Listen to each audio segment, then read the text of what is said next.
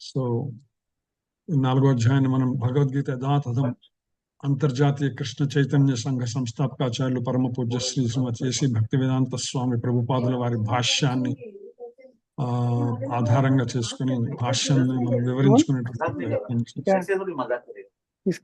చేస్తాం.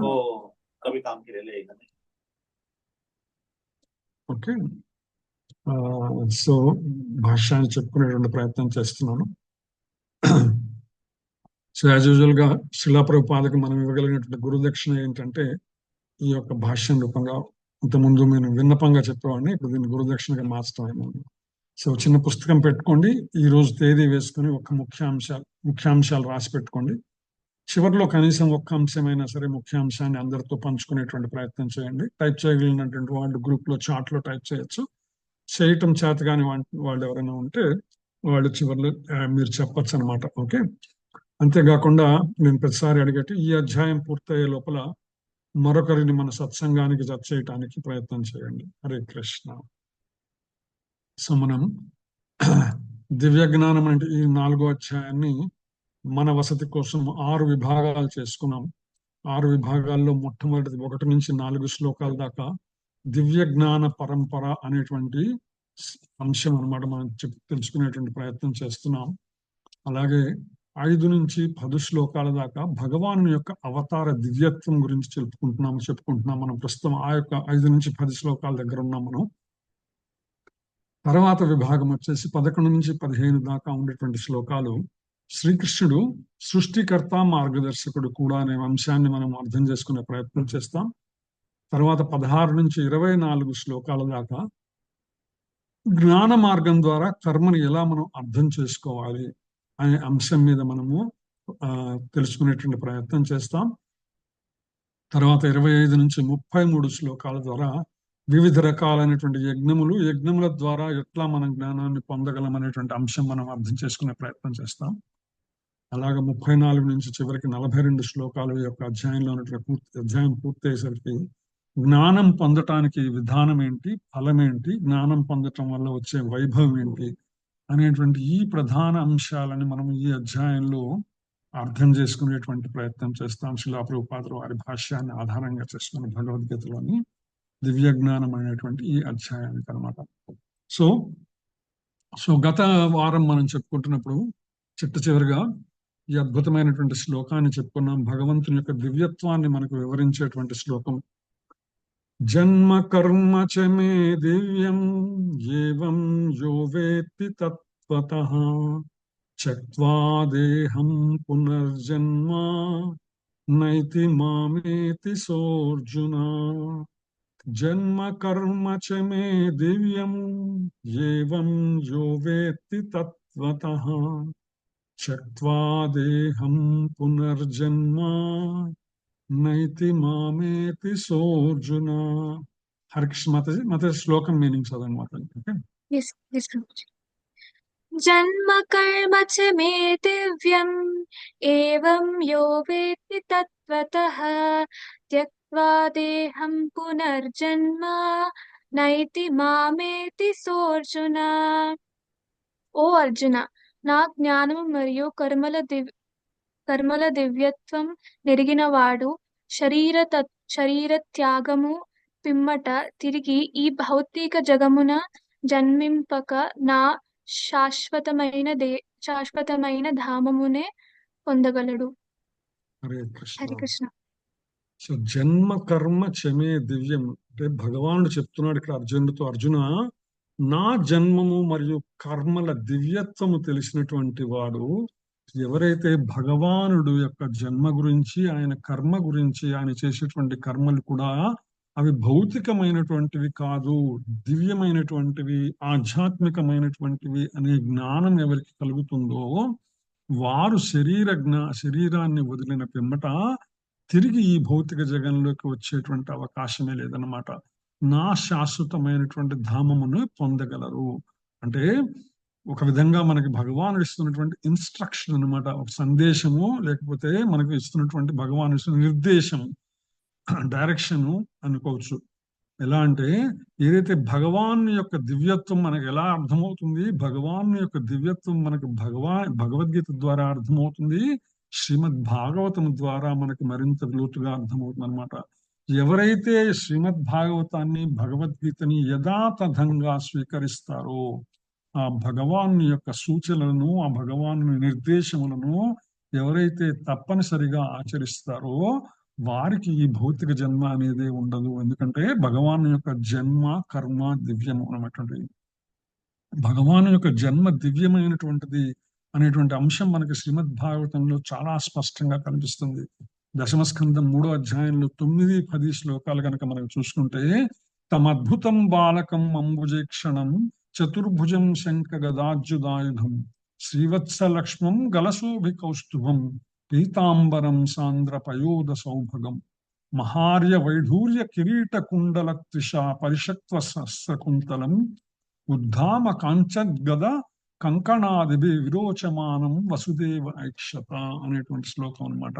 ఆ 2 శ్లోకాలు కనుక మనం చూస్తే, భగవానుడు ఈ భూలోకంలో ఆవిర్భవించినప్పుడు ఎలా దర్శనమిచ్చాడు దేవకి వసుదేవుడు అంటే, వసుదేవుడు పరమ అద్భుతమైనటువంటి పద్మముల వంటి కన్నులు కలవాడు, చతుర్భుజములందు శంఖ చక్ర గదా పద్మములను ధరించినవాడు, వక్షస్థలమున శ్రీవత్స చిహ్నము కలవాడు, మెడలో దీప్తిమంతమగు కౌస్తుభమణిని దాల్చినవాడు, పీతాంబరమును ధరించినవాడు, ఘన నీల మేఘ వర్ణము వాడు, ఒత్తుగా పెరిగిన ముంగురులు కలిగిన వాడు, వైఢూర్యమణులచే శోభిల్లు కిరీట కుండలములు కలిగిన వాడు అగు శిశువును కాంచను.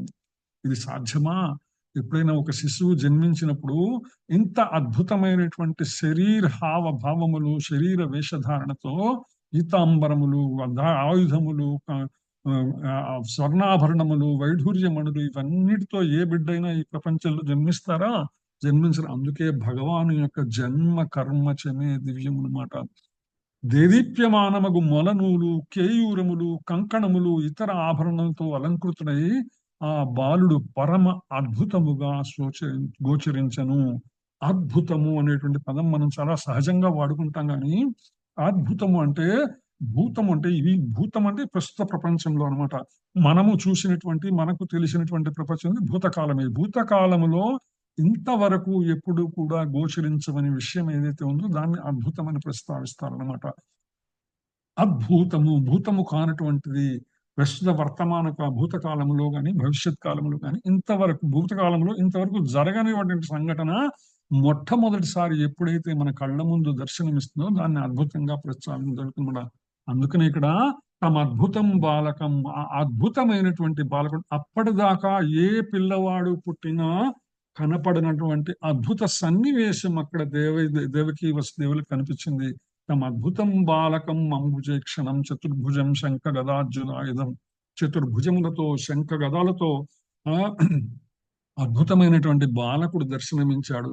అందుకనే ఆయన యొక్క జన్మ కర్మ చమే దివ్యం. ఆయన కనిపించాడు, కనిపించటమే కాదు వారికి దర్శనమిచ్చి వారితో మాట్లాడి కూడా. ఇది సాధ్యమవుతుందా? పుట్టగానే ఏ పిల్లవాడైనా పుడుతూనే ఇంత సహజమైనటువంటి వస్త్రాలంకరణతో, ఆభరణలతో దేదీప్యమానంగా జన్మించి దర్శనమిచ్చి, తల్లిదండ్రులకు దర్శనమిచ్చి వాళ్ళతో మాట్లాడటం సాధ్యమవుతుంది. అందుకనే ఆయన యొక్క జన్మ కర్మ చమే దివ్యం. అందుకే అనమాచార్యులు వారు అంటారు, సువ్వి సువ్వి సువ్వాలమ్మ నవ్వుచు దేవకి నందను కనియే. ఆ దేవకి తల్లి ఆ యొక్క నందకుమారుణ్ణి కనేటప్పుడు, ఆ యొక్క భగవాను ఆయన జన్మించేటప్పుడు, జన్మనిచ్చేటప్పుడు నవ్వుతూ కన్నదట. నవ్వుతూ కంఠం ఈ భౌతిక ప్రపంచంలో ఏ తల్లికి సాధ్యమైనటువంటి విషయం కాదు. అది ఎప్పటికీ జరగని పని అనమాట. అందుకనే ఇది భగవాను యొక్క జన్మ కర్మ చమే దివ్యం. ఆయన యొక్క జన్మ కర్మ కూడా దివ్యమైనటువంటివి, ఆధ్యాత్మికమైనటువంటివి అనే అంశాలని మనకు ఆ విధంగా భాగవతంలోని శ్లోకాలు కూడా ఎంతో స్పష్టంగా మనకు తెలియజేసేటువంటి ప్రయత్నం చేస్తాయన్నమాట. భగవానుని అవతరణ అతని దివ్య ధామం నుంచే జరుగుతుందని మనకు 6వ శ్లోకంలో మనం చెప్పుకున్నాం. 6వ శ్లోకంలో ఒకసారి కనుక మనం వెనక్కి వెళ్ళి చూసుకుంటే, 6వ శ్లోకంలో అజోపి సన్నవ్యయాచ్య భూతానామీశ్వరోపి సన్ ప్రకృతిం స్వామధిష్టాయ సంభవామ్యాత్మమాయయా జన్మ లేనివాడనైనను నా దివ్య దేహము ఎన్నడును నశింపనిదైనను సకల జీవులకు ప్రభువునైనను ఆది అయిన దివ్య రూపముతో నేను ప్రతి యుగమునందు అవతరించును. భగవానుడు చెప్పాడు ఆ శ్లోకంలో, ఎప్పుడు అవసరమైతే అప్పుడు నేను ఈ భౌతిక ప్రపంచంలో వస్తాను అనేటువంటి, నాకు జన్మ కూడా లేదు అని చెప్తూ ఆయన ఇక్కడ జన్మ కర్మ చెమ్మే దివ్యమైనటువంటి అంశాన్ని అనమాట. అందుకనే ఇది ఆయన యొక్క జన్మ దివ్యమైనటువంటిది. ఎందుకంటే ఆయన యొక్క ఆధ్యాత్మికమైనటువంటి గోలోక ధామం నుంచి నేరుగా ఆయన ప్రత్యక్షమైనాడు ఇక్కడ. కాబట్టి సో అవతార సత్యం తెలిసిన వాడు భవబంధముల నుంచి ముక్తిని పొందుతారని శిలా ప్రభుపాద భాష్యంలో మనకు తెలియజేస్తున్నారు. ఎవరైతే ఈ యొక్క అవతార సత్యాన్ని, వాస్తవాన్ని, రహస్యాన్ని అర్థం చేసుకుంటారో, ఆ యొక్క భగవానుడు ఇచ్చినటువంటి సందేశాన్ని, సూచనల్ని యథావిధిగా అనుసరిస్తారో, ఎవరైతే ఇతర ధర్మములన్నిటినీ వదిలి ఆయన ధర్మముని అనుసరిస్తారో, వారు తప్పనిసరిగా భవబంధముల నుంచి ముక్తిని పొందుతారనే విషయం మనకి భగవద్గీత, భాగవతము, శిలా ప్రభుపాద వారి భాష్యముల ద్వారా మనకు అర్థమవుతున్నమాట. దేహత్యాగం అనంతరం వాళ్ళు శీఘ్రమే భగవద్ధామం చేరతారు. జీవునికి భవబంధ విముక్తి ఏమాత్రం సులభమైన కార్యం కాదు, చాలా అతి కష్టమైనటువంటిది. ఈ యొక్క జీవి ఎవరైతే, ఈ శరీరములో బంధింపబడినటువంటి జీవి ఎవరైతే ఉన్నారో, అటువంటి జీవి భవబంధం నుంచి విముక్తి కావటం అంత సులభమైనటువంటి మార్గం కాదు. కానీ ఎవరైతే భగవాను యొక్క దివ్యత్వాన్ని తెలుసుకొని భగవానునికి శరణాగతి చేస్తారో, వారికి అత్యంత సులభమైన విషయం అవుతుందన్నమాట. భగవానుని నిరాకార బ్రహ్మజ్యోతిలో లీనమవ్వాలని కొంతమంది ఆశిస్తూ ఉంటారు. అయితే ఏంటంటే ఇది కేవలం పాక్షికం మాత్రమే. కొంతమంది నిరాకారవాదులు, యోగులు అనేక కష్టములు, జన్మల తదుపరి ముక్తిని సాధించిన పిమ్మట వారు ఆ ముక్తిని పొందుతారు నిరాకార తత్వంలో. కానీ ఆ ముక్తి ఎంతవరకు పరిమితం అవుతుందంటే బ్రహ్మజ్యోతిలో లీనమయ్యేటంత వరకు.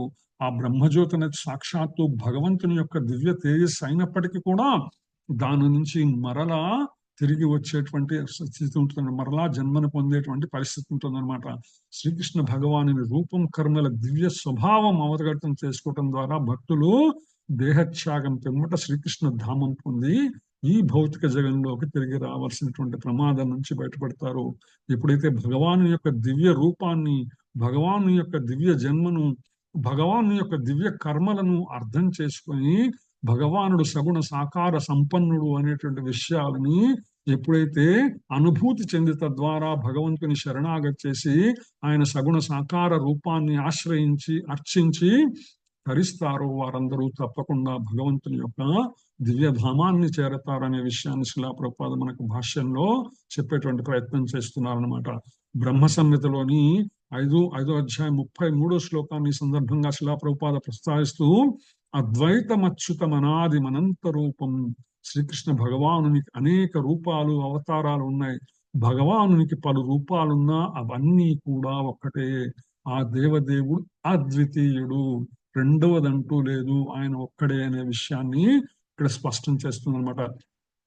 ఏదైతే ఈ సత్యం ఏదైతే ఉందో, భగవానుడు అద్వైతుడు, అచ్యుతుడు, అనాది అయినటువంటి వాడు, అనంత రూపుడైనటువంటి సత్యం లౌకిక విద్వాంసులకు, సాంఖ్యతత్వవేత్తలకు అంత సులభంగా అర్థం కాదంటే, లౌకిక విద్వాంసులు అంటే భౌతిక పరిధిలోనే ఆలోచించేటివాడు, ఆ పరిధిని దాటి ఆలోచించగలిగినటువంటి స్తోమత, శక్తి, జ్ఞానము లేనటువంటి వాళ్ళు సాంఖ్యతత్వవేత్తలు అనమాట. ఇప్పుడు మనం చూస్తున్న ప్రతిదానికి లాజిక్ అంటున్నమాట. ఇది ఇలా అయితే దానికి నాకు చూపించు, దీనికి లింక్ చూపించు, దానికి కారణం భగవంతుడు ఉన్నాడు అయితే నాకు చూపించు అనేటువంటి ప్రయత్నం చేస్తుంటారు కదా.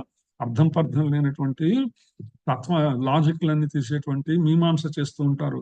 ప్రతి ఒక్కరు కూడా వాళ్ళకి అర్థం కాదు ఎప్పటికి కూడా ఈ యొక్క భగవాన్ యొక్క జన్మ కర్మచమే దివ్యమైనటువంటి జ్ఞానం అనమాట. ప్రతి ఒక్కరూ దీనిని విశ్వాసంతో అవగాహన చేసుకునేటువంటి ప్రయత్నం చేయాలి అని శిలా ప్రభుపాద భాష్యంలో చెప్తూ, ఈ సందర్భంగా అనేక రకమైనటువంటి ఉల్లేఖనలు అంటే రెఫరెన్సెస్ శిలా ప్రభుపాద భాష్యంలో మనకు అందించారు. అందులో ఒకటి పురుష బోధిని ఉపనిషత్తులోంచి, ఏకో దేవో నిత్యలీలానురక్తో భక్తవ్యాపి హృజ్యంతరాత్మ. తన విశుద్ధ భక్తుల సంబంధమున అద్వితీయుడైన భగవానుడు అనేకానేక దివ్య రూపములలో నిత్యముగా వర్తించుచుండును. ఈ వేదవాక్యాన్ని శ్రీకృష్ణ భగవానుడు ఈ శ్లోకంలో నిర్ధారిస్తున్నాడు అనమాట. ఏమని? వేద ప్రమాణం, భగవానుని ప్రమాణం బట్టి ఈ సత్యం అంగీకరించి కాలం వృధా చేయకుండా అత్యున్నతమైన పూర్ణమైన ముక్త స్థితిని పొందే ప్రయత్నం చేయాలి మనమందరం కూడా. ఎందుకంటే ఏదైతే వేద వాక్యములు కానీ ఉపనిషత్ వాక్యములు కానీ భగవద్గీత కానీ ఒకటే స్పష్టం చేస్తున్నాయి. భగవాను యొక్క జన్మ కర్మ దివ్యమైనటువంటివి. జన్మలేని భగవానుడు కూడా జన్మించినట్టుగా ఈ భౌతిక ప్రపంచంలో అవతరిస్తాడు. కానీ ఆయన జన్మ కర్మ కూడా రెండు దివ్యమైనటువంటి ఈ అత్యున్నతమైన పూర్ణమైనటువంటి జ్ఞానాన్ని ఎవరైతే అంగీకరించి కాలాన్ని వృధా చేయకుండా ఆ భగవంతుని సంపూర్ణ శరణాగతి చేసి ఆయనని అనుసరించి ఆచరిస్తారో వాళ్ళు ముక్త స్థితిని పొందే ప్రయత్నం అన్నమాట. ఈ సత్యం నిస్సందేహంగా విశ్వాసంతో ఎవరైతే అంగీకరిస్తారో వాళ్ళందరూ ముక్తిని పొందుతున్నారని శిలా ప్రభుపాద ఘంటాపదంగా మనకి తన భాష్యంలో తెలియజేసేటువంటి ప్రయత్నం చేస్తారు. ఈ సందర్భంగా శిలా ప్రభుపాద తత్వమసి అనేటువంటి మహావాక్యాన్ని కూడా ప్రస్తావిస్తున్నారు. తత్వమసి అంటే తత్వం అసి. తత్ అంటే ఆధారము, త్వం అంటే నీవు, అసి ఉన్నావు. ఎవరైతే సర్వానికి ఆధారమైనటువంటి ఎవరైతే ఉన్నావో నీవు ఉన్నావు అనేటువంటి విషయాన్ని ఈ శ్లోకం మనకి స్పష్టం చేస్తుందన్నమాట. ఎవరు శ్రీకృష్ణుని పరతత్వంగా అవగతం చేసుకుంటారో లేదా శ్రీకృష్ణునితోనే ఓ కృష్ణ నీవే ఆ పరబ్రహ్మం అని పలుకుతారో వారు శీఘ్రంగా ముక్తిని పొందుతారు అని శిలా ప్రభుపాద భాష్యంలో మనకి వివరించేటువంటి ప్రయత్నం చేస్తున్నారు. తద్వారా భగవాను యొక్క దివ్య సాహచర్యం పొందటము వారికి నిశ్చయం అన్నమాట. ఎప్పుడైతే భగవానుని సగుణ సాకార సంపన్నుడు అనేటువంటి రూపంగా ఆరాధిస్తారో అర్చిస్తారో అటు శరీరముని ముక్త స్థితిని పొందిన తర్వాత భగవంతుని యొక్క దివ్య ధామమును చేరి ఆ విధంగా భగవానుని దివ్య సాహచర్యాన్ని పొందుతారన్నమాట. శ్రద్ధాపూర్ణుడైనటువంటి భక్తుడు ఇటువంటి పూర్ణత్వాన్ని సాధించగలడు. అటువంటి భక్తుడు మాత్రమే ఇటువంటి పూర్ణత్వాన్ని సాధించగలడని శిలా ప్రభుపాద చెప్తూ శ్వేతాశ్వతరోపనిషత్తును కూడా ప్రస్తావిస్తున్నారు. తమేవ విదిత్వాతి మృత్యుమేతి నాణ్య పంథా విద్యతేయనాయ. కేవలం భగవానుని గూర్చి తెలియట ద్వారానే జన్మముచ్చు విముక్తమైనటువంటి సంపూర్ణ ముక్త స్థితిని ఎవరైనా పొందగలరు. అట్టి పూర్ణత్వాన్ని పొందటానికి వేరొక మార్గం లేదు. పూర్ణత్వం పొందాలంటే, ముక్త స్థితి పొందాలంటే పూర్ణత్వాన్ని పొందాలి. పూర్ణత్వం పొందాలంటే భగవాన్ యొక్క జన్మముచ్చు భగవానుని కూర్చున్నటువంటి జన్మకర్మల యొక్క దివ్యత్వాన్ని తెలుసుకోవాలన్నమాట. అటువంటి వాళ్ళే జన్మ మృత్యు విముక్తమైన సంపూర్ణ ముక్త స్థితిని పొందగలరు అనే విషయాన్ని శ్వేతాశ్వతర ఉపనిషత్తు కూడా దాన్ని నిర్ధారిస్తున్నదని శిలా ప్రభుపాద భాష్యంలో చెప్తున్నాను అనమాట. ముక్తిని పొందేందుకు వేరే మార్గం ఇంకా లేదా అంటే లేదు. శ్రీకృష్ణుని పూర్ణ పురుషోత్తముడు భగవానుగా అర్థం చేసుకోలేనటువంటి వాళ్ళు ఖచ్చితంగా తమో గుణంలో ఉన్నటువంటి వాళ్ళే. ఎవరైతే తమో గుణంలో ఉంటారో అప్పుడు వారందరూ కూడా శ్రీకృష్ణుని యొక్క పూర్ణత్వాన్ని, ఆయన పూర్ణ పురుషుడు అనే విషయాన్ని, ఆయన జన్మ కర్మ దివ్యమైనటువంటి అనే విషయాన్ని, ఆయన సగుణ సాకార సంపన్నుడు అనే విషయాన్ని వాళ్ళు ఎప్పటికీ కూడా అర్థం చేసుకోలేరు. కాబట్టి వారు ఎప్పటికీ కూడా ముక్తిని పొందలేరు. వాళ్ళ స్థితి ఎట్లాంటిదంటే శిలా ప్రభుపాద చెప్తారనమాట.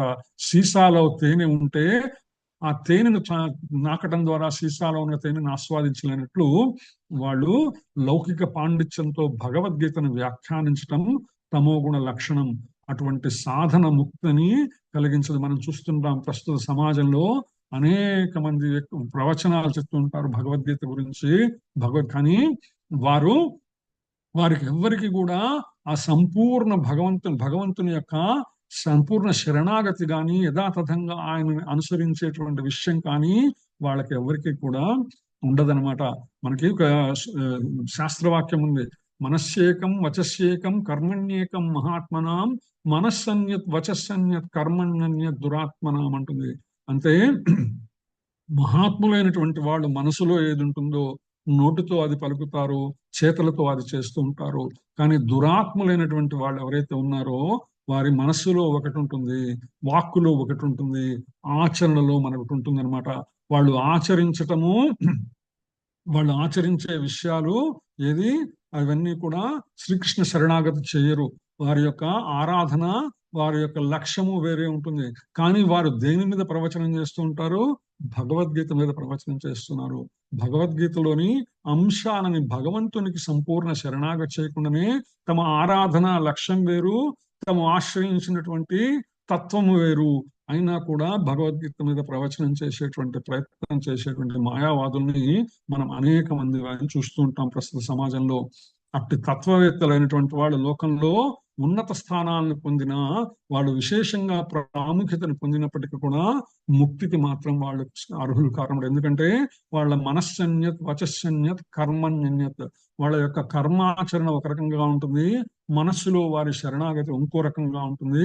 వాక్కులో మటుకు శ్రీకృష్ణ భగవాన్ యొక్క ఉన్నతత్వాన్ని గురించి, భాగవతం గురించి, భగవద్గీత గురించి చెప్పేటువంటి ప్రయత్నం చేస్తుంటారు అనమాట. సో అందుకని అటువంటి వారు కృష్ణ భక్తి రసభావనను అత్యంత శ్రద్ధ మరియు జ్ఞానములతో సాధన చేసి జీవన పూర్ణత్వం పొందగలరు. అయితే ఏంటంటే ఎప్పుడైతే వారు ఆ యొక్క మార్గమును విడిచిపెట్టి తాము చెప్తున్న వాక్కులను మనసులో ధరించి తమ ఆచరణలోకి సంపూర్ణ శరణాగతి తత్వాన్ని ఎప్పుడైతే వారు అనుభవించగలుగుతారో వారు జన్మరాహిత్యమైనటువంటి జీవన పూర్ణత్వాన్ని పొందగలరు అనే విషయాన్ని ఇక్కడ మనకి స్పష్టంగా శిలా ప్రభుపాద చెప్పేటువంటి ప్రయత్నం చేస్తున్నారు అనమాట. ఆ విధంగా మనం ఆ శ్లోకం చెప్పుకొని తర్వాత శ్లోకంలోకి ప్రవేశిద్దాం. వీతరాగ భయ క్రోధ మన్మయా మాముపాశ్రితా బహవో జ్ఞాన తపసా పూతా మద్భావమాగతా. వీతరాగ భయ క్రోధ మన్మయా మాముపాశ్రితా బహవో జ్ఞాన తపసా పూతా మద్భావమాగతా. హరే కృష్ణ. మత చదువు మత శ్లోకం విని. వీతరాగ భయ క్రోధ మన్మయా మాముపాశ్రితః భావో జ్ఞాన తపసా బహవో జ్ఞాన తపసా పూతా మద్భావమాగతా. రాగము, భయము, క్రోధము నుండి విడివిడి నా యందు సంపూర్ణముగా నిమగ్నులై నాకు శరణుజొచ్చిన కారణముగా పూర్వము పలువురు నా యొక్క జ్ఞానముచే పవిత్రులై నా దివ్య ప్రేమను పొందగలిరి. హరే హరే కృష్ణ. కృష్ణ. సో రాగము, భయము, క్రోధము. రాగము అంటే ప్రేమతో కూడినటువంటి బాంధవ్యం అన్నమాట. రాగము, భయము, క్రోధము, దీని నుంచి ఎవరైతే విడిపడి నాయందు సంపూర్ణముగా నిమగ్నులవుతారో, ఈ యొక్క బంధములను, రాగ భయ క్రోధ బంధములను ఎవరైతే తెంచుకొని ఎవరైతే సంపూర్ణముగా తమ యొక్క రాగము, భయము, క్రోధము ఎప్పుడుంటాయి మనకి? ఎప్పుడైతే మన మనస్సులో వాటికి స్పేస్ ఇచ్చామో అక్కడ కూర్చునేటువంటి అవకాశం ఉంటుంది. ఎప్పుడైతే వాటికి స్పేస్ ఇవ్వకుండా సంపూర్ణంగా మనం భగవద్భక్తి భావనను దాంట్లో నింపామో అప్పుడు ఈ మూడిటికి ఉండకుండా పోయేటువంటి అవకాశం ఉందన్నమాట. ఎవరైతే ఆ విధంగా మూడిటిని కూడా తొలగించుకొని సంపూర్ణముగా భగవంతునికి మనస్సులో సంపూర్ణముగా భగవంతునికి ఉన్నతమైనటువంటి స్థానమునిచ్చి పూర్తిగా భగవంతుని నింపుకొని మనసులో ఎవరైతే భగవంతునికి శరణు చేస్తారో తత్కారణంగా వాళ్ళందరూ కూడా అనేక మంది పూర్వంలో ఆయన యొక్క దివ్య ప్రేమను పొందగలిగారు అనే విషయాన్ని సాక్షాత్తు భగవానుడే మనకి చెప్పేటువంటి ప్రయత్నం చేస్తున్నారు అనమాట. ఎందుకంటే జీవునిపై భౌతిక ప్రపంచ ప్రభావం చాలా అత్యధికంగా ఉంటుంది అని శిలా ప్రభుపాద మనకి తెలియజేస్తున్నారు. ఎందుకంటే దేహమే ఆత్మ అనే భావన కలిగినటువంటి వాళ్ళు సాధారణంగా ఈ భౌతికతలో మునిగిపోయి ఉంటారన్నమాట. ఎందుకంటే ఆత్మ దేహము వేరు వేరు అనేటువంటి ఆలోచన వారికి పొరపాటును కూడా రాదు. అందుకని నేనే దేహంలో ఉన్నటువంటి ఆత్మ నేను ఒకటే అనేటువంటి భావనతో ఉండటం వల్ల వాళ్ళు పూర్తిగా భౌతికమైనటువంటి విషయాలతో మునిగిపోతారు. అందుకని రాగము, భయము, క్రోధము అవి కూడా వాళ్ళలో పూర్తిగా నిండి ఉంటాయి అన్నమాట. పరతత్వం ఏ విధంగా రూపం కలిగి ఉంటుందో వాళ్ళు అర్థం చేసుకోరు. ఎందుకంటే వారి యొక్క ఆలోచన పరిధి మనకు తెలుసు. ఆ గుర్రానికి దాన్ని ఏమంటారు, కళ్ళకు గంతలు కట్టేస్తారు. ఎందుకంటే దానికి అంతకు మించి కనిపించడానికి వీలు లేకుండా అనమాట. అప్పుడు మాత్రమే అది ముందుకు పరిగెత్తున్నమాట. గుర్రానికి కళ్ళకు గంతలు కట్టినట్టుమాట. వాళ్ళు ఏంటంటే ఈ లౌకిక వాదులు అన్నాడు లౌకికత అనేటువంటి విషయం అనేటువంటి గంతలు వాళ్ళ కళ్ళకు కట్టేసుకుంటారు. దాన్ని మించి పరిధిని మించి ఆలోచించేటువంటి ప్రయత్నం చేసేటువంటి ప్రయత్నం చేయరనమాట. అందుకని లౌకికులు నాశనము పొందని జ్ఞానపూర్ణమైన ఆనంద స్వరూపమైన ఆధ్యాత్మిక దేహము సగుణ సాకార సంపన్నమైనటువంటి భగవత్ స్వరూపం ఒకటి ఉందనేటువంటి ఆలోచన చేయరు. ఎందుకంటే వాళ్ళకి ఎంత చూసినా ఈ భూమి కనిపిస్తుంటుంది, ఆకాశం కనిపిస్తుంటుంది తప్ప వారు భగవంతుడు అనేటువంటి వాడు ఊర్ధ్వలోకములలో ఉన్నాడు, అతను సగుణ సాకారుడు అనేటువంటి విషయాన్ని వాళ్ళు ఊహించలేరు.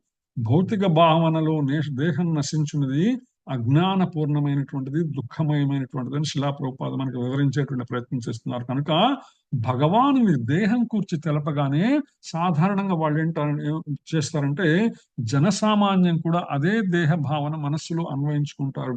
అందుకని ఇప్పటికీ మనం చూస్తూ ఉంటాం, చాలా మంది తమకు భగవాన్ యొక్క జన్మ కర్మ దివ్యమైనటువంటిది భావన లేకుండా, భగవాను యొక్క దేహము ఆధ్యాత్మికమైనటువంటిది తెలియకుండా శ్రీకృష్ణ భగవానుడు మరణించాడు అనేటువంటి విషయాన్ని ఇప్పటికీ చాలా మంది ఈ ప్రవచకులు చెప్తూనే ఉంటారు. కానీ వాస్తవం అది కాదు. అటువంటి వీళ్ళందరూ లౌకికవాదులు అనమాట. అటువంటి లౌకికులకు విశ్వరూపమే పరతత్వం, వారు పరతత్వం నిరాకారం అని భావిస్తారు అనే విషయాన్ని శిలాప స్పష్టం చేస్తున్నారు. ఎందుకంటే ఈ యొక్క విశ్వమంతా కూడా, ఈ లోకములన్నీ కూడా భగవానుడే అనే విషయాన్ని వాళ్ళు అర్థం చేసుకుంటారు. కానీ ఆ ఉన్నతమైనటువంటి పరతత్వమైనటువంటి భగవానుడు తన దివ్యములో సగుణ సాకారముగా ఉన్నాడు, అలాగే నిర్గుణ నిరాకారముగా విశ్వమంతా విస్తరించి ఉన్నాడు అనే విషయాన్ని వాళ్ళు ఎప్పటికీ కూడా అర్థం చేసుకోరు. ఎందుకంటే వారి యొక్క పరిధి భౌతికమైనటువంటిది. భౌతిక భావనలో సంపూర్ణంగా మునగటం వలన ముక్తి పిదప వ్యక్తిత్వం నిలుకునే భావన వారికి భయం కలుగు చేస్తుంది అనమాట. ఇక్కడ చెప్తున్నారు. ఎందుకంటే శిలా ప్రభుపాద ఈ రాగము, భయము, క్రోధం అనేటువంటి వాళ్ళ ఈ లౌకిక భావన ఉన్నంత వరకే రాగ, భయ, క్రోధములు ఉంటాయి అనే విషయాన్ని చెప్తున్నారు అనమాట. అంటే శరీరమే దేహం ఉన్నంత కాలము రాగం ఉంటుందన్నమాట. ఆ యొక్క ప్రేమ, శరీర బంధాలన్నిటి మీద ప్రేమ కలిగి ఉంటారు అనమాట. భౌతిక భావనలో సంపూర్ణంగా ఉండటం వలన ముక్తి పిదప వ్యక్తిత్వం నిలుపుకునే భావన వాళ్ళకి భయం కలిగజేస్తుంటే, నేను శరీరం వదిలిన తర్వాత కూడా సగుణ సాకారముగా జీవాత్మ భగవంతుని దివ్యధామంలో, భగవంతుని దివ్య సేవలో నిమగ్నం అవుతుంది అనే విషయాన్ని వాళ్ళు జీర్ణం చేసుకోవాలని భయం కలిగి ఉంటారు. ఎందుకంటే ఏదైతే వ్యక్తిత్వం అనేది ఉందో, మరలా ఊర్ధ్వలోకంలో కూడా వ్యక్తిత్వం కలిగి ఉండటం అనే దానికి వాళ్ళు భయానికి లోనవుతారు అనమాట. అందుకని వాళ్ళు ఆ సగుణ సాకార రూపాన్ని ఒప్పుకోవడానికి అంత సులభంగా ముందుకు రారు. వారికి ఆధ్యాత్మిక జీవనం అంటే వ్యక్తిగతం రూప సహితం అని తెలిస్తే తిరిగి రూపం పొందటానికి జంకి నిరాకారత్వంలో లీనమవటానికి కోరుకుంటారు. అంటే నిరాకారత్వంలో లీనమైతే ఇంకా ఏమీ ఉండదు ఆధ్యాత్మిక ప్రపంచంలో అనేటువంటి భావనలో ఉంటారు. కానీ అది ఒక పరిధికి మాత్రమే మించినది, పరిధికి లోబడినటువంటిది. ఆ పరిధి దాటిన తర్వాత భగవంతుని యొక్క సగుణ సాకార రూపంతో వాళ్ళకి సాక్షాత్కారం అవుతుంది అనే విషయాన్ని వాళ్ళు ఎప్పటికి కూడా అర్థం చేసుకోలేరన్నమాట. సాధారణంగా వారు జీవులను సముద్రంలోని నీటి బుడగలతో పోలుస్తారు. నీటి బుడగలు సముద్రంలో కలిసిపోయే రీతిగా వ్యక్తిత్వం బ్రహ్మంలో లీనమవుతుందని వారికి అత్యుత్తమ పూర్ణస్థ స్థితి అని వారి యొక్క భావం అన్నమాట. కానీ అది వాస్తవము కాదు అనే విషయాన్ని ఎప్పటికీ కూడా వాళ్ళు ఈ రాగము, భయము ఉండటం వల్ల వాళ్ళు అర్థం చేసుకోలేరన్నమాట. అనేక సిద్ధాంతాలు, తాత్విక కల్పనల విరుద్ధ వాదములతో విసుగు చెందిన కోపంతో, అంటే వారికి ఎందుకు వస్తుందంటే ఈ కోపం అనేటువంటిది ఈ భౌతిక భావనలో ఉన్నటువంటి వాళ్ళందరికీ కూడా రాగము, భయము, క్రోధం ఉంటుంది. కాబట్టి ఎవరైతే రాగ, భయ, క్రోధములను అధిగమించాలనుకుంటున్నాడో వారు భౌతిక భావనను అధిగమించాలనేటువంటి సందేశాన్ని మనకి శిలా ప్రభుపాదుల వారు ఇక్కడ ఇచ్చేటువంటి ప్రయత్నం చేస్తున్నారు అనమాట. వాళ్ళు ఏంటంటే భౌతికవాదులు ఎవరైతే ఉన్నారో అనేక రకములైనటువంటి సిద్ధాంతాలు, తాత్విక కల్పనలు, విరుద్ధవాదాలతో విసుగు చెంది కోపంతో వారు ఉన్నతమైనటువంటి కారణం ఏదీ లేదని, చివరికి అంతా శూన్యమని మూర్ఘంగా నిర్ధారించేటువంటి ప్రయత్నం చేస్తారు చెప్తూ, ఇది వివిధ రకములైనటువంటి రోగగ్రస్తత అని శిలా ప్రభుపాదుల వారు తమ భాష్యంలో ప్రస్తావిస్తున్నారు అనమాట. కొందరు భౌతికత్వంపై ఆసక్తులై ఆధ్యాత్మిక జీవనంపై అనాసక్తులు కాగా, కొందరు పరబ్రహ్మంలో లీనాన్ని ఆశిస్తారు. మరికొందరు విసుగుతో సర్వ విధాలైన తాత్విక కల్పనలపై క్రోధంతో దేనిని విశ్వసించారనమాట. ఒకరు భౌతికత్వంపై రాగముతో కూడినటువంటి ఆసక్తి, కొందరికి పరబ్రహ్మ దగ్గరతో లీనమైతే భయం ఉండదనేటువంటి ఒక లక్ష్యము, మరికొందరు విసుగుతో, క్రోధంతో విశ్వసించకపోవటం. ఆ విధంగా భౌతిక భావనలు ఉండటం వల్ల, భౌతిక పరిధికి లోబడి ఆలోచించటం వల్ల రాగ, భయ, క్రోధములను కలిగి వాస్తవమైనటువంటి భగవత్ తత్వాన్ని అర్థం చేసుకోలేకుండా ఉంటారనమాట. ఎవరైతే ఈ భౌతిక తత్వాన్ని అధిగమించి రాగ, భయ, క్రోధములను అధిగమిస్తారో వారు భగవంతుని సేవించేటువంటి అవకాశం పొందుతారు అనేటువంటి ఆలోచనని వాళ్ళు అంత సులభంగా భయం చేత ఒప్పుకోరన్నమాట. చివరికి వాళ్ళు ఏం చేస్తారంటే మాదక ద్రవ్యాలను ఆశ్రయించి వాటి ద్వారా కలిగే మత్తునే కొన్ని మార్లు ఆధ్యాత్మిక అనుభూతిగా భావిస్తుంటారు. మనం చూస్తుంటాము కొంతమందిని మాదక ద్రవ్యాలను సేవిస్తుంటారు. మాదక ద్రవ్యాలను సేవిస్తూ కూడా వారిని కూడా గొప్పవారుగా ప్రచారం చేసేటువంటి ప్రయత్నం మనం కామర్స్ సమాజంలో మనం చూస్తుంటాం అనమాట. అందుకని ఈ మూడింటి నుంచి కూడా రాగ భయ క్రోధముల నుంచి భౌతికతపై ఆసక్తి నుంచి పరబ్రహ్మంలో లీనమనేటువంటి విషయం గురించి సర్వవిధ విసుగుతో కూడినటువంటి తాత్విక కల్పన నుంచి విముక్తికై పరిష్కారం కలదు. ఏంటంటే ఆధ్యాత్మిక జీవనంపై భయము విసుగు చెందిన జీవనం వలన శూన్యభావం అనే 3 స్థితుల భౌతిక ప్రపంచ ఆసక్తిని మానవుడు వదిలివేయాలన్నమాట. భౌతిక భావన ఈ 3 స్థితుల నుంచి బయటపడటానికి వాళ్ళు ఏం చేయాలంటే గురువు నేతృత్వంలో శ్రీకృష్ణ భగవాను సంపూర్ణ శరణాగతిని పొంది భక్తియుత జీవన నియమ నిబంధనలను అనుసరించాలా. ఎప్పుడైతే గురువును ఆశ్రయించి ఆ గురువు నేతృత్వంలో భగవానునికి సంపూర్ణ శరణాగతి ద్వారా భక్తియుత సాధన జీవన శైలిని ఎప్పుడైతే అలవర్చుకుంటారో ఆటోమేటిక్ గా వాళ్ళు ఈ రాగ భయ క్రోధములను అధిగమించేటువంటి అవకాశం ఉంది. అటువంటి భక్తి జీవనం చివరి స్థితి భావం లేదా శ్రీకృష్ణ భగవానుని దివ్య ప్రేమగా వెలువడుతుంది. అటువంటి భవిత్రులై నా దివ్య ప్రేమను మద్భావమాగత మద్భావ నా భావమును నా యొక్క భావమును వాళ్ళు పొందుతారు అనే స్థితికి వాళ్ళు చేరతారనమాట. అదే విషయాన్ని ఇక్కడ శ్రీల ప్రభుపాద మనకి ఎంతో వివరంగా చెప్పేటువంటి ప్రయత్నం చేస్తారు. ఒకరికి రాగం ఎందుకు ఉంటుందంటే భౌతిక వాసనల వల్ల రాగం ఉంటుంది. మళ్ళా సగుణ రూపమైనటువంటి భక్తియుత సేవా విధానం వల్ల అంటే భయం ఉంటుంది. విచిత్రమైనటువంటి తాత్విక కల్పనల వల్ల క్రోధం ఉంటుంది. ఇవి 3 వదిలిపెట్టాలంటే మరొక 3 ఆశ్రయించాలి. అదేంటి?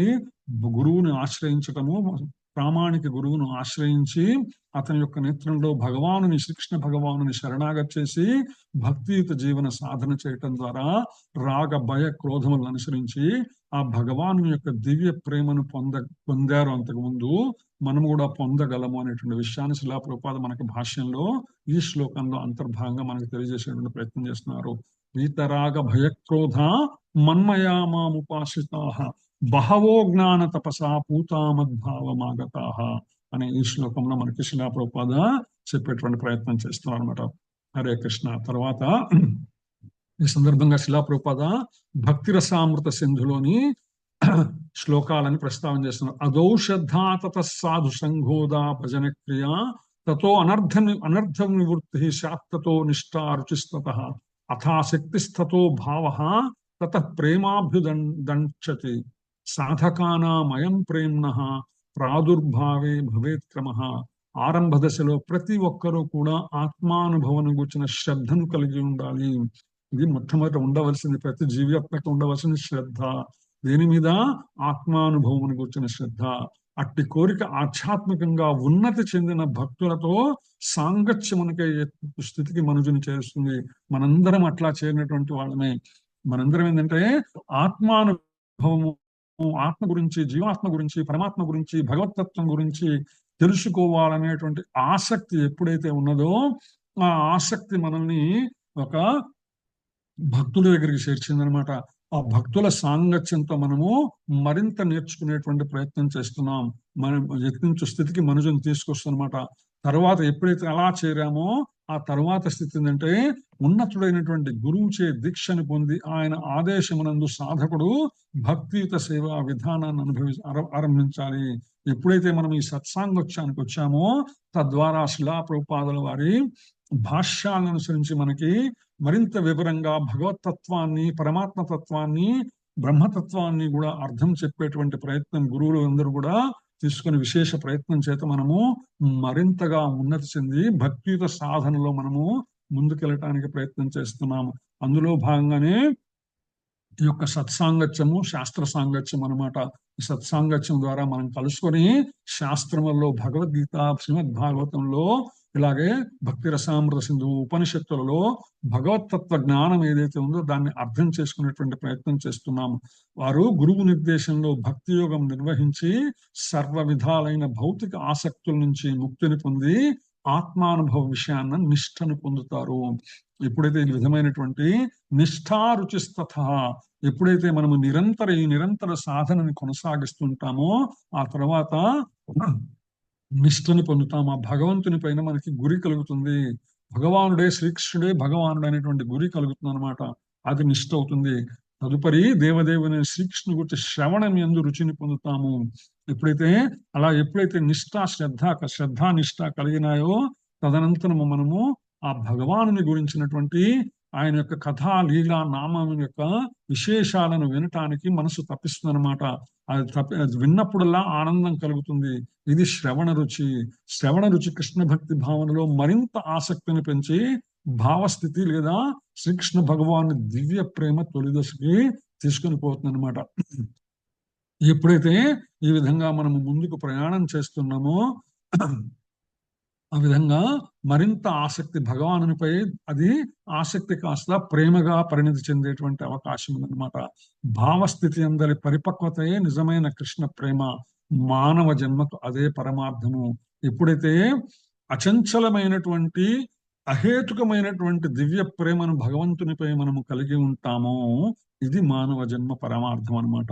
అచంచలమైనటువంటి ఏమాత్రము చంచలము లేకుండా, చలనము లేకుండా సంపూర్ణముగా భగవంతుని యొక్క పాద పద్మములపై, భగవంతుని యొక్క కథానామా లీలా శ్రవణముపై, కీర్తనముపై, స్మరణముపై ఆసక్తిని కలిగి ఉంటాము. అది భగవాను యొక్క నిజమైనటువంటి కృష్ణ ప్రేమ అనమాట. ఇది మానవ జన్మ పరమార్థం. ఆ స్థితిలో శ్రీకృష్ణ భగవానుపై నిరంతర ప్రేమయుక్త సేవ కొనసాగుతుంటే మన ఆలోచనలు, ఆచరణలు అన్నీ కూడా మనస్యేకం, వచస్యేకం, కర్మణ్యేకం కృష్ణార్పణం అవుతుంది అనమాట. అదంతా కూడా మనం మహాత్మనం అనే కన్నా కూడా కృష్ణార్పణం అవుతుంది. మన మనసా వాచా కర్మణ అంటుంటాం కదా మనం. అంటే మనసు ద్వారా, వాక్కు ద్వారా, కర్మ ద్వారా సర్వము కూడా భగవాను యొక్క భక్తియుత సేవలో అన్ని జ్ఞానేంద్రియములను, కర్మేంద్రియములను భగవంతుని యొక్క సేవలో నియోగించేటువంటి ఆ సేవ కూడా ప్రేమతో కూడినటువంటి సేవగా కొనసాగుతుంటుంది అనమాట. ఆధ్యాత్మిక గురు నిర్దేశంలో చేసే ఈ క్రమానుగతమైనటువంటి భక్తియుక్త సేవ మనుషుని సమస్త భౌతిక ఆసక్తుల నుంచి, ఆధ్యాత్మిక వ్యక్తిత్వంపై గల భయం నుంచి, శూన్యవాద ఫలికంగా కలిసిన నిరాశ నుంచి, ఆ విధంగా రాగ భయ క్రోధములని ఆ విధంగా అధిగమించి విడిపడి అత్యున్నతమైనటువంటి స్థితిని పొందేటువంటి అవకాశం ఉంది. ఇట్లా అనమాట.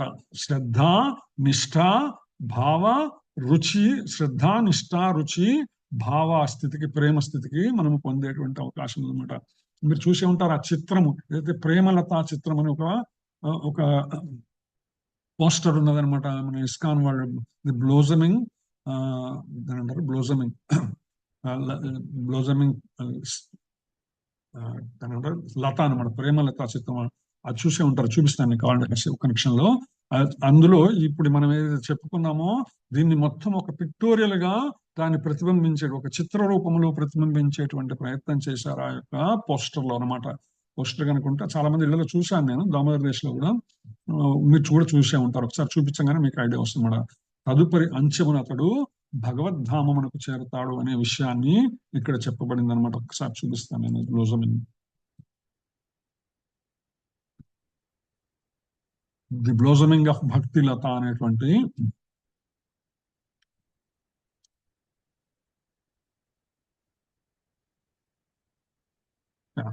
చూసింటారు కదా మీరందరూ కూడా. ఈ పిక్చర్ ని, పోస్టర్ ని చూసే ఉంటారు అనమాట.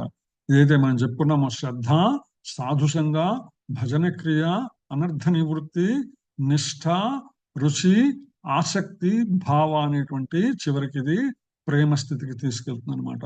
సో ఆ విధంగా ఈ యొక్క విషయాలను ఇక్కడ మనకి చెప్పేటువంటి ప్రయత్నం చేశారనమాట. ఈ యొక్క శ్లోకంలో మనకి వివరించేటువంటి ప్రయత్నం చేశారు శ్రీల ప్రభుపాద అనమాట.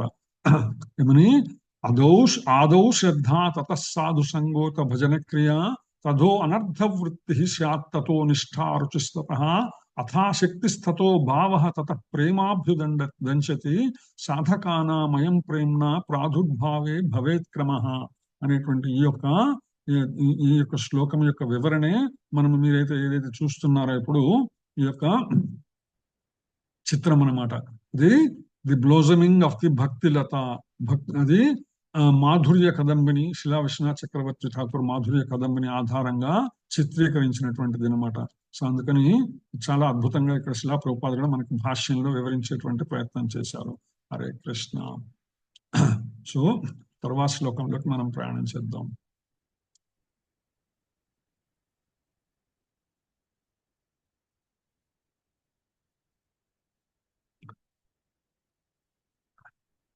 ये धामां प्रपद्यन्ते तांस्तथैव भजाम्यहम् मम वर्त्मानुवर्तन्ते मनुष्या पार्थ सर्वसः ये यथा मां प्रपद्यन्ते तांस्तथैव भजाम्यहम् मम वर्त्मानुवर्तन्ते मनुष्याः पार्थ सर्वसः.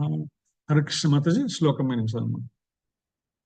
ये यथा मां प्रपद्यन्ते तां तथैव भजाम्यहम् मम वर्तमनुवर्तन्ते मनुष्याः पार्थ सर्वशः.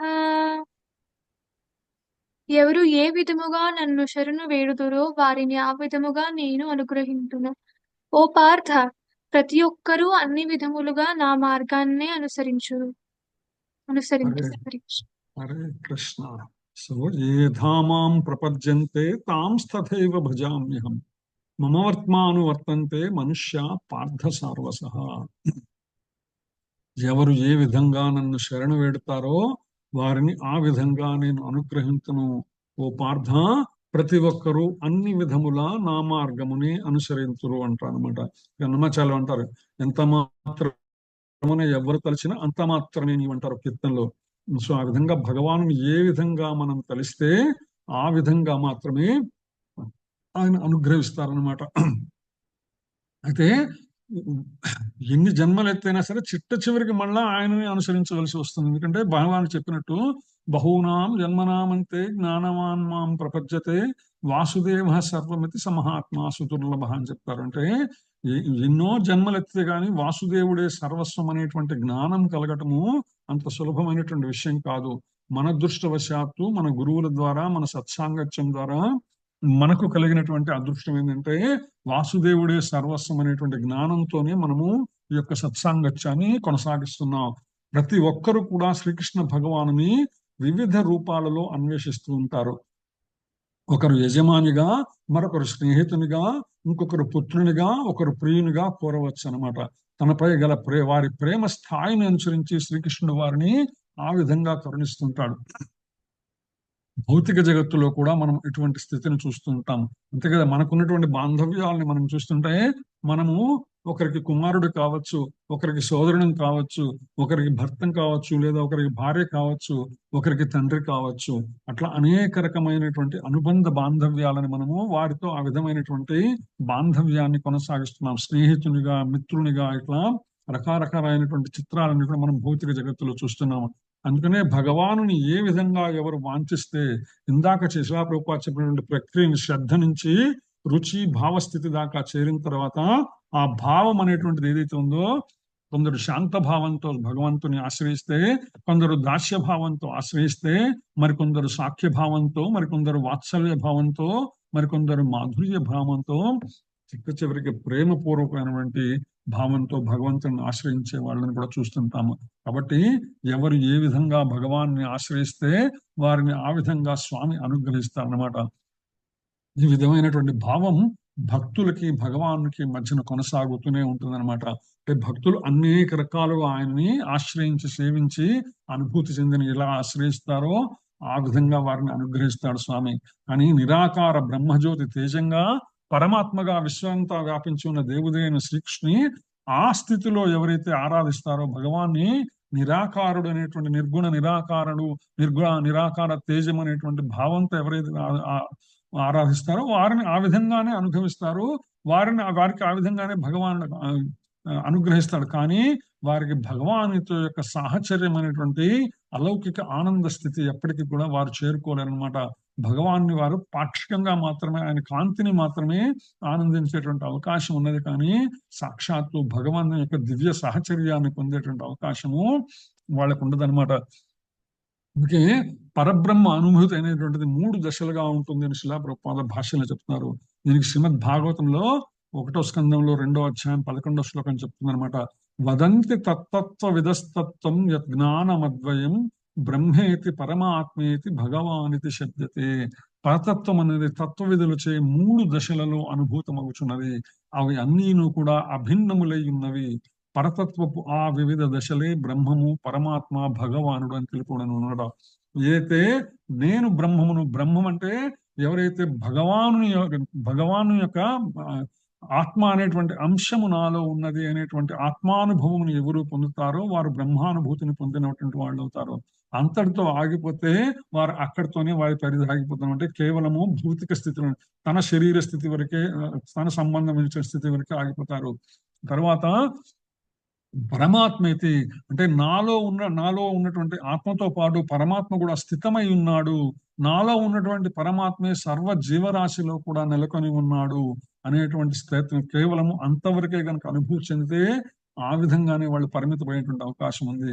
కానీ నాలో ఉన్నటువంటి పరమాత్మ, సర్వ జీవరాశిలో ఉన్నటువంటి పరమాత్మ ఎవరో కాదు, సాక్షాత్తు తన దివ్య ధామములో ఉన్నటువంటి భగవానుడే పరమాత్మ రూపముగా నాలోను సర్వ జీవరాశిలోను విస్తరించి వ్యాపించి చైతన్యమును కలుగజేస్తున్నాడు అనేటువంటి ఉన్నతమైనటువంటి జ్ఞానము కలిగినప్పుడు ఆ విధంగా స్వామి దర్శనమిచ్చేటువంటి అవకాశం ఉందన్నమాట. సో అందుకని ప్రతి ఒక్కరి అనుభవధ్యేయమైన శ్రీకృష్ణ భగవాన్ని తమ కోరికను అనుసరించి వాళ్ళు చూపించారు. కేవలం అహం బ్రహ్మోస్మి, నేనే బ్రహ్మమును అనేటువంటి పరిమితికి కొంతమంది ఉంటే భగవానుడు నిర్గుణ నిరాకారుడు అనేటువంటి స్థితిని కానీ కొంతమంది ఆ విధంగా ఆయన పరమాత్మ స్థితి, అంతర్యామి స్థితి వరకు ఆయన అనుసరిస్తే భగవానుడు సగుణ సాకార సంపన్న అనేటువంటి వాడు ఆయన దివ్యధామములో సచ్చిదానంద రూపుడు అనేటువంటి జ్ఞానంతో ఎవరైతే ఆయన్ని ఆశ్రయించి సేవించి ఆయన సాహచర్యాన్ని కోరతారో, ఏ విధంగా ఆయన సాహచర్యాన్ని కోరితే ఆ విధంగా స్వామి వారిని అనుగ్రహిస్తాడు అనే విషయాన్ని ఈ శ్లోకం మనకు చెప్తుందన్నమాట. విశుద్ధ భక్తులు అతన్ని పూర్ణంగా అనుభూతి చెందుతారు. విశుద్ధ భక్త స్థితిలో ఉన్నటువంటి వాళ్ళు ఎవరైతే ఉన్నారో వారి భగవాను ఎప్పుడు కూడా సగుణ సాకార రూపముగానే ఆశ్రయించి సేవించి ఆనందానుభూతిని చెంది వారు భౌతిక లోకంలో అయినా సరే, ఆధ్యాత్మిక లోకంలో అయినా సరే భగవంతునికి నిరంతరము భక్తియుత సేవ మాత్రమే చేస్తూ ఉండాలి అనేటువంటి ప్రేమమయ సేవలో దివ్యమైన ఆధ్యాత్మిక ఆనందాన్ని వాళ్ళు పొందుతున్నారు అన్నమాట. ఉండాలని ఆశిస్తూ ఉంటారు. అదే విధమైనటువంటి అనుభూతిని పొందుతూ ఉంటారు అన్నమాట. ప్రతి ఒక్కరూ తమ కర్మలలో జయం కొరకు శ్రీకృష్ణునిపై ఆధారపడి ఉన్నారు. అలాగే కామ్య కర్మ రతులు కూడా భగవాను మీదే ఆధారపడి ఉన్నారు అనమాట. అంటే భౌతిక ప్రపంచంలో ఉన్నటువంటి కోరికలను తీర్చుకునే వాళ్ళు కూడా భగవంతునిపై ఆధారపడి ఉన్నారు. కామ్య కర్మ రతులైన వారికి శ్రీకృష్ణ భగవాను యజ్ఞ ఈశ్వరుని రూపంలో వారి విద్యుక్త ధర్మాలకు తగిన ఫలం ఇస్తుంటాడు. ఎవరు ఏ విధంగా వారి భగవాను ఆశ్రయించి ఆయన్ని అర్చించి సేవించి అర్థిస్తే వారిని ఆ విధంగా అనుగ్రహిస్తుంటారు అనమాట. కొంతమంది సిద్ధులు భగవాన్ ఆశ్రయించి కేవలం సిద్ధి కొరకే మాత్రమే ఆయన ఆశ్రయిస్తుంటారు. ఆధ్యాత్మిక విధానాలన్నీ ఒకే మార్గంలో వివిధ స్థాయిలు చేయమనమంటే మార్గం ఒకటే అయినప్పటికీ కూడా ఆ ప్రయాణంలో కొంతమంది ముందుకు సాగలేక అక్కడికి చేరిన చోరు చాలు అనే తృప్తి చెంది అక్కడితే ఆగిపోయి ఉంటారు. కానీ వాళ్ళకి ప్రయాణం పూర్తిగా చేయకుండా మరలా పూర్తి చేయకుండా మనం ఆగిపోతే మరలా ఈ భూప్రపంచంలోకి రావాల్సిందే, జన్మరాహిత్య స్థితిని పొందము అనేటువంటి జ్ఞానం వాళ్ళకు ఉండదన్నమాట. మనుషుడు కృష్ణ భక్తి భావనలో అత్యున్నత పూర్ణత్వ స్థితికి చేరినంత వరకు సమస్త యత్నాలు కూడా అసంపూర్ణమైనటువంటివి. ఈ యొక్క మిగిలిన ఫలరూపముగా భగవంతుడిని ఆశించి ఆయన్ని అర్థించిన ఆ ఫలాలు స్వామి తీరుస్తాడు. కానీ మరలా ఆ భౌతిక ఫలములు ఆస్వాదించినంత ఉంటుంది, అంతటితో అది అయిపోతుంది.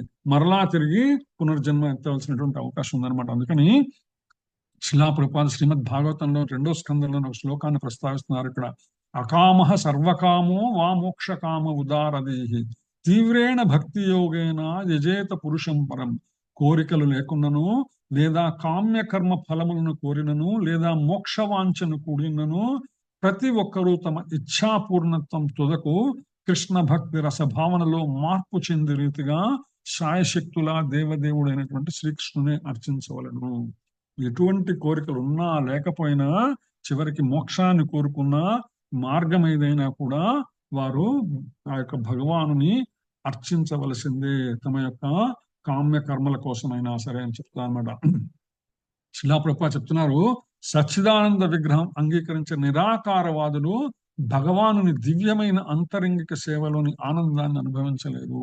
భగవానుడు సగుణ సాకార సంపన్నుడైనటువంటి జ్ఞానాన్ని వాళ్ళు అంగీకరించినందువలన కేవలం నిర్గుణ నిరాకార తత్వాన్ని బ్రహ్మజ్యోతిలో ఐక్యము కావాలనేటువంటి సంకల్పము సాధన చేత వారు భగవంతుని యొక్క సచ్చిదానంద విగ్రహంతో కూడినటువంటి అద్భుతమైనటువంటి ఆంతరంగిక సేవతో కూడినటువంటి దివ్యమైన ఆనందమైన అనుభూతిని వాళ్ళు ఎప్పటికీ పొందలేరు. ఎందుకంటే జీవుని వ్యక్తిత్వం నశింపజేయడం ద్వారా సాయుధ్యముక్తిని కోరుకుంటారు వాళ్ళు. అందుకోసమని శ్రీకృష్ణుడు తన బ్రహ్మజ్యోతి యందు వాళ్ళని ఐక్యంపరుస్తాడు తప్ప తన యొక్క సహచర్యాన్ని భగవానుడు ఎప్పుడు ఇవ్వడనమాట. నిరాకారత్వంలో స్థిరంగా ఉండలేక అక్కడ ఉండటం సాధ్యం కాదు శాశ్వతంగా. అక్కడి నుంచి మళ్ళా తిరిగి భౌతిక జగత్తులోకి వచ్చి కర్మలతో కూడినటువంటి కోరికలను ప్రదర్శిస్తారు. వారికి ఎప్పటికీ కూడా ఆధ్యాత్మిక జగత్తులో ప్రవేశం లభించదు. కేవలం భౌతిక జగత్తులోనే కొనసాగటానికి వారికి అవకాశం కల్పించబడుతుంది అనమాట. అందుకని భగవాను ఎప్పుడు కూడా శాశ్వతమైనటువంటి జన్మరాహిత్య స్థితిని పొందాలంటే భగవాను సర్గుణ సాకార రూపాన్ని అర్చించి సేవించేటువంటి భావాన్ని ఇప్పుడు కూడా మనసులో కలిగి ఉండి ఆ విధంగా సాధన చేయవలసినటువంటి అవసరం ఉంటుందన్నమాట. తర్వాత శ్లోకంలోకి వెళ్దాం. కాంక్షతః కర్మాణాం సిద్ధిం యజంత ఇహ దేవతాః క్షిప్రం హి మానుషే లోకే సిద్ధిర్భవతి కర్మజా. కాంక్షతః కర్మాణాం సిద్ధిం యజంత ఇహ దేవతాః క్షిప్రం హి మానుషే లోకే సిద్ధిర్భవతి కర్మజా. హరికృష్ణమాతాజీ. కాంక్షతః కర్మణాం సిద్ధిం యజంత ఇహ దేవతాః క్షిప్రం హి మనుష్యే లోకే సిద్ధిర్భవతి కర్మజా. లోకమున జనులు కామ్యకర్మల యందు జయమును గోరు కారణముగా దేవతలను పూజింతురు. ఈ జనమునందు వారు కామ్యకర్మలకు శీఘ్రముగా ఫలమును పొందుచున్నారు. హరే కృష్ణ. హరే కృష్ణ. మనం ఇది సాధారణంగా మనందరం చూసేటువంటి విషయమే అన్నమాట. ఎందుకని లోకంలో జనులు ఏం చేస్తారంటే కామ్య కర్మల యందు జయాన్ని కోరు కారణంగా దేవతల్ని పూజిస్తారు. 100% 99% దేవాలయాలకు వచ్చేటువంటి వాళ్ళందరూ కూడా వారి యొక్క ఏదో ఒక కోరికతో వచ్చేటువంటి వాళ్ళే. ఆ కోరిక లేకుండా దేవాలయానికి ఎవరు కూడా వచ్చేటువంటి పరిస్థితి ప్రస్తుత కాలంలో లేదనే విషయం మనం చూస్తూనే ఉంటాం. ఏదో ఒక కోరిక చిట్టా పట్టుకొని ఒక లిస్ట్ పట్టుకొని అనమాట వస్తూ ఉంటారు అనమాట. కోరికల చిట్టా లిస్ట్ అనమాట. సో వాళ్ళందరూ కూడా ఆ యొక్క కామ్య కర్మలందు జయాన్ని కోరుకుంటూ కారణంతో దేవతల్ని పూజిస్తారు. ఈ జగమునందు వారు కామ్య కర్మలను శీఘ్రంగా ఆ దేవతలకు చేరినప్పటికీ కూడా వాళ్ళు కామ్యకర్మ ఫలములు పొందేటువంటి అవకాశం ఉంది. అందులో అనుమానం ఏమీ లేదు. ఎందుకంటే ఆ దేవతల్ని భగవానుడు సృష్టించిందే అందుకోసం. వాళ్ళని భగవానుడు సృష్టించిందే అందుకోసం అనమాట. సో అయితే ఏంటంటే ప్రమాదం ఎక్కడొస్తుందంటే చాలా మందికి ఈ వితండవాదం ఒకటి ఏదైతే ప్రస్తుత సమాజంలో ఉన్నదో విస్తృతంగా పరిగణించబడుతుందో దాన్ని శిలాప్రభుపాద భాష్యంలో ఖండించేటువంటి ప్రయత్నం చేస్తున్నారు. దేవతలు శ్రీకృష్ణుని భగవానుతో సమానులా, అందరూ ఒకటే, రూపమే వేరు అని చెప్తుంటారు అందరూ కూడా. దీన్ని శిలాప్రభుపాద ఖండిస్తున్నారు అనమాట. అలా భావించే వారు ఎవరైతే ఉన్నారో వారు పాషండులు లేదా నాస్తికులు, అంటే వేద బాహ్యులు, అంటే దేవతలని భగవంతునితో సమానము చేసేటువంటి వ్యవహారాన్ని శిలాప్రభుపాద చాలా ఖండిస్తున్నారు అనమాట. ఇది శాస్త్ర సత్యమైనటువంటి విషయం. ఎందుకంటే దేవతల అందరూ కూడా భౌతిక పరిధిలో భగవాను చేత సృష్టించబడినటువంటి వారే. ఈ జగత్తులో దైవత్వం లేదా దేవతలను గురించి గొప్ప తప్పు భావన ఉన్నది. అల్పజ్ఞులు అంటే విద్వాంసులుగా చలామణి అవుతున్న వాళ్ళతో సహా చెప్తున్నారు శిలాప్రభుపాద, దేవతలను భగవానుని వివిధ రూపాలుగా భావిస్తారు. ఇది తప్పు. వారు భగవంతుని యొక్క వివిధ రూపాలు కారు. వారు కేవలం భగవంతుని యొక్క అంశాలు మాత్రమే. మనము కూడా ఏ విధంగా మనమందరం మానవులందరూ జీవరాశి అంతా కూడా భగవంతుని అంశో, దేవతలు కూడా అదే విధమైనటువంటి అంశకు చెందినటువంటి వాళ్ళు తప్ప వాళ్ళు భగవంతునికి వేరే రూపము కాదు. భగవంతునికి వేరే రూపం అంటే భగవంతుని అవతారం ఏదైతే ఉన్నదో అది మాత్రమే భగవంతునికి వేరే రూపము. అందులో కూడా భగవానుడు అవతారంలో వచ్చినప్పుడు కూడా ఆయా సందర్భాలను బట్టి ఆయన అవతార రూపాన్ని పొందుతాడు. ఆయన భగవంతుడితో సమానమైన అవి భగవంతుని యొక్క వివిధ రూపాలు తప్ప దేవతలందరూ భగవంతుని రూపాలు కారు. భగవానుడు ఒక్కడే కానీ అతని అంశలు మాత్రం అనంతము. అందుకనే దేవతలు కూడా అనంతంగా ఉండేటువంటి అవకాశం ఉంది. ఏ విధంగా అయితే మన భౌతిక ప్రపంచ పరిధిలో ఉన్నటువంటి దేవతలు ఉన్నారో, అలాగే అన్ని భూమండలములలో కూడా, అంటే మన సూర్యమండలంలో మన భూమి మీద మనం దేవతలను అర్చిస్తున్నాము. అలాగే ఆధునిక శాస్త్రాన్ని అనుసరించి కూడా ఒక్కొక్క నక్షత్రము ఒక్కొక్క సూర్యుడితో సమానమైనటువంటిది కదా. మరి అటువంటి సూర్యులు, అటువంటి నక్షత్రాలు ఎన్ని ఉన్నాయి ఈ విశ్వంలో? ఎన్నో ఉన్నాయి. అంటే అన్ని నక్షత్రాలు ఉన్నాయో అన్ని భూములు ఉండేటువంటి అవకాశం ఉన్నది కదా. అవకాశం ఉన్నప్పుడు ఆ భూమండలంలో కూడా దేవతలు ఉంటారన్నమాట. ఇవన్నీ కూడా అనంతమైనటువంటి భగవద్ అంశాలే తప్ప భగవానునికి ప్రతిరూపము కాదు దేవతలు అనేటువంటి వాళ్ళు అనే విషయాన్ని మనం గుర్తుపెట్టుకోవాల్సి ఉందన్నమాట. దేవతలు ఎప్పుడు కూడా భగవానుని రూపాలు కారు, వారు కేవలం భగవంతుని అంశాలు మాత్రమే. శిలా ప్రభుపాద ఈ సందర్భంగా కఠోపనిషత్తులోని ఒక శ్లోకాన్ని ప్రస్తావిస్తున్నారు. నిత్యో అనిత్యానాం చేతన చేతనానాం ఏకో బహూనాం యో విదదాతి కామాన్ తమ ఆత్మస్థం ఏ అనుపశ్యంతి ధీరాః తేషాం శాంతి శాశ్వతీ నేతరేషాం. అనిత్యమైన వాటి యందు నిత్యమైనది, చేతనములను చైతన్యపరచున్నది, తాను ఏకమై ఉండి అనేక రూపమును కోరికలు తీర్చున్నదైనట్టి అంతర్యామిగా తన యందు కూడా స్థితమైన ఆత్మ దర్శించు ధీరుడు శాశ్వతముగా శాంతిని పొందును, ఇతరులు శాంతిని పొందలేరు అనే విషయాన్ని శిలా ప్రభుపాద ఇక్కడ తమ భాష్యంలో మనకు వివరించేటువంటి ప్రయత్నం చేస్తున్నారు. హరే కృష్ణ. నేను ఇక్కడితో ఇప్పుడు ఆపుతున్నాను. ఇప్పటిదాకా మనం చెప్పుకునేటువంటి విషయాల మీద ఏమైనా మార్పులు చేర్పులు, మిగిలిన ఈ యొక్క శ్లోకాన్ని మరింత వివరంగా మనం వచ్చే వారం తెలుసుకునేటువంటి ప్రయత్నం చేద్దాం. సో ఇప్పటిదాకా మనం చెప్పుకునేటువంటి విషయాల మీద ఏమైనా మార్పులు చేర్పులు, లేదా మీకు ఏదైనా ప్రశ్నలు కానీ, లేదు నేను మొదట్లో చెప్పినట్టు మీరు ఏదైనా ముఖ్యాంశాలు కనుక రాసుకుని ఉంటే మీరు రాసుకున్న వాటిలో ముఖ్యాంశాలు ఏవైనా ఒకటి రెండు కానీ మీరు చాట్ బాక్స్ లో టైప్ చేయొచ్చు. చేయలేని వాళ్ళు చెప్పచ్చు. Hare Krishna.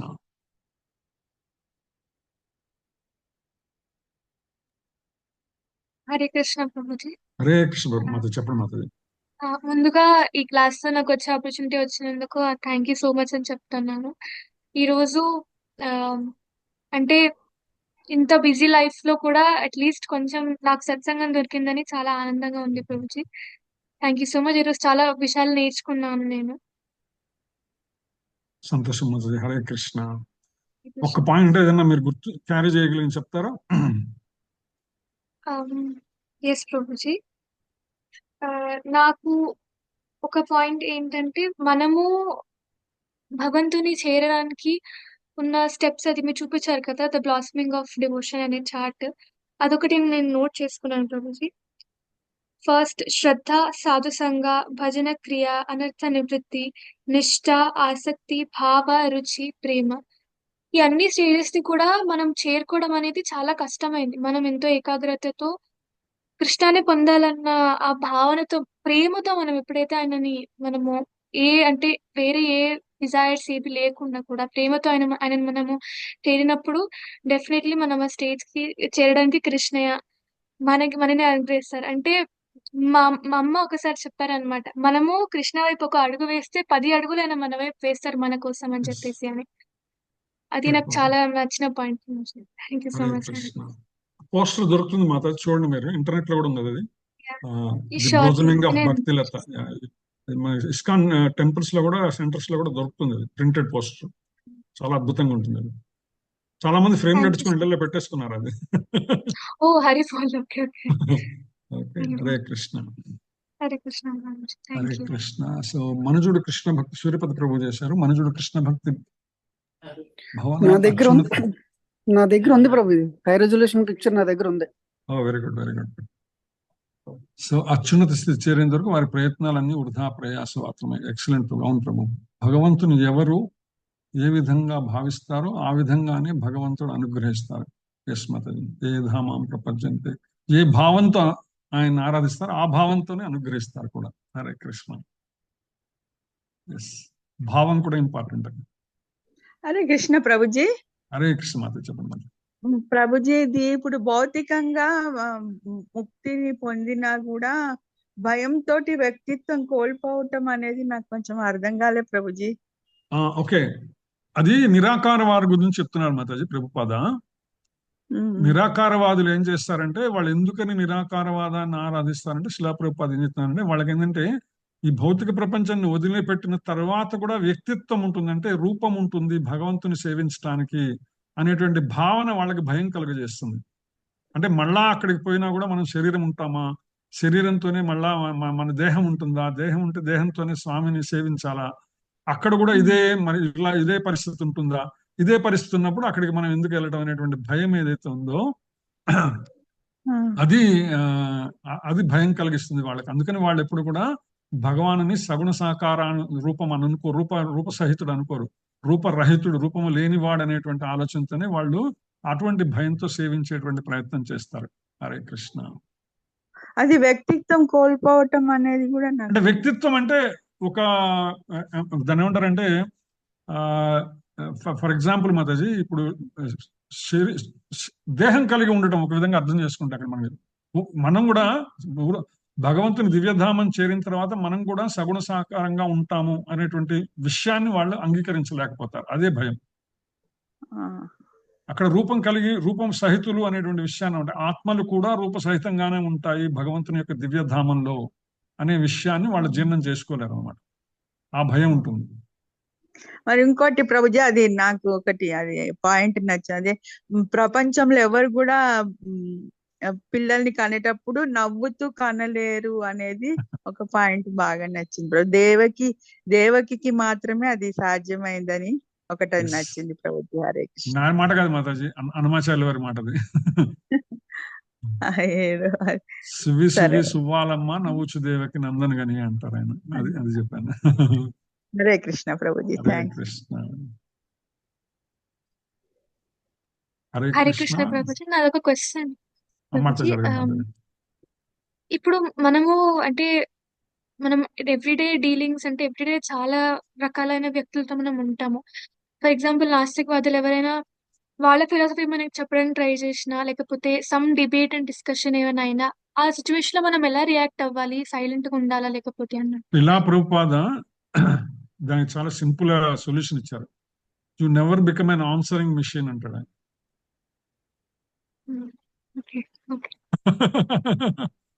So you never become an answering machine అంటారు. ఇన్ఫర్మేషన్ ఇవ్వడంలో తప్పులేదు, ఎన్లైటన్మెంట్ లో తప్పులేదు, బట్ ఆన్సరింగ్ మిషన్ కావద్దు. హరే కృష్ణ. Thank you. హరే కృష్ణ. హరే కృష్ణ. హరే కృష్ణ ప్రభుజీ. హరే కృష్ణ మాతాజీ. చెప్పండి ప్రభుజీ. పాయింట్ అన్నారు కదా, ఒక అంటే టేక్ అవే పాయింట్ అంటే అఫ్ కోర్స్ అది అందరికీ తెలుసు, మనకి అయితే చాలా బాగా తెలిసిన విషయమే అయినా కూడా, బట్ ఎందుకో నాకు అది మీరు చెప్తున్నప్పుడు డిఫరెంట్ గా ఎఫెక్టివ్ గా కొత్తగా అనిపించింది. ఏంటంటే మా దేవతలు భగవానుని